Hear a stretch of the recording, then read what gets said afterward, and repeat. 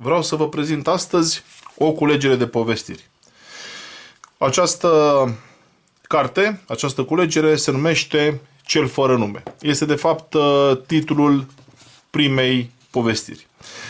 Cartea a fost publicată la editura AP în noiembrie 2022 și vreau să-i mulțumesc Oanei Arion pentru întreaga muncă depusă. Și aici înseamnă editare, înseamnă punere în pagină, înseamnă sfaturi, încurajare. E prima oară când public o astfel de carte. E o carte de povestiri, o carte de proză scurtă. Sunt câteva povestiri aici la care țin foarte mult și, nu neapărat într-o anumită ordine. Aș remarca Un vis interzis, Fluturile roșu, Supraviețuitorii, De ce nu, Vivien, da? Inventatorul, cele două episoade din Camaradul, O nouă speranță, August, aici este cumva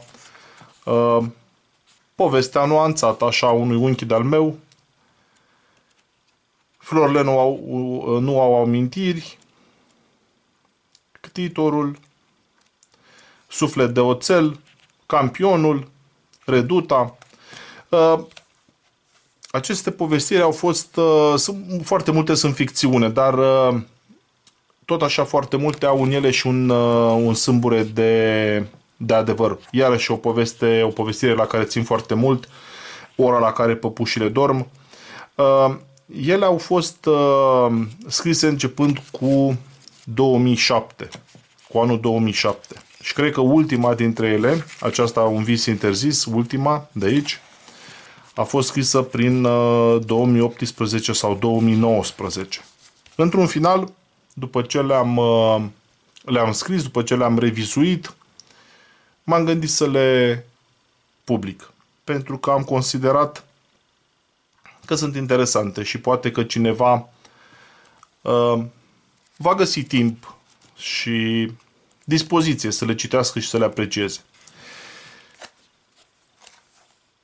Nu vreau să spun mai multe.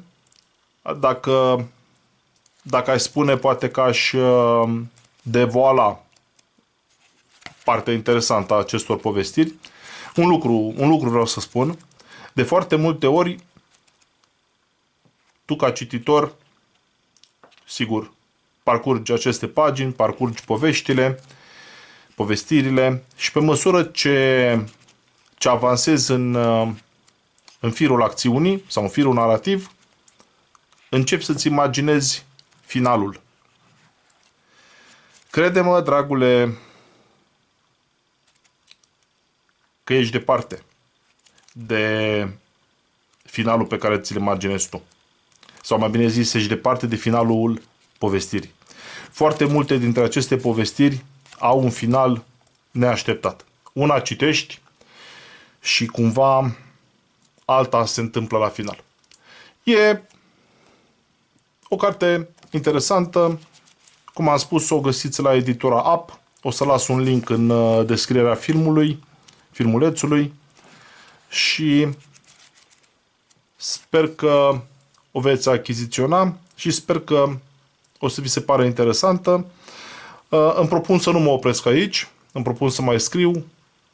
Oricum, aștept și comentariile voastre după ce parcurgeți aceste povestiri. Vă mulțumesc dinainte pentru achiziția cărții și pentru răspunsurile și comentariile și recenziile pe care mi le veți trimite.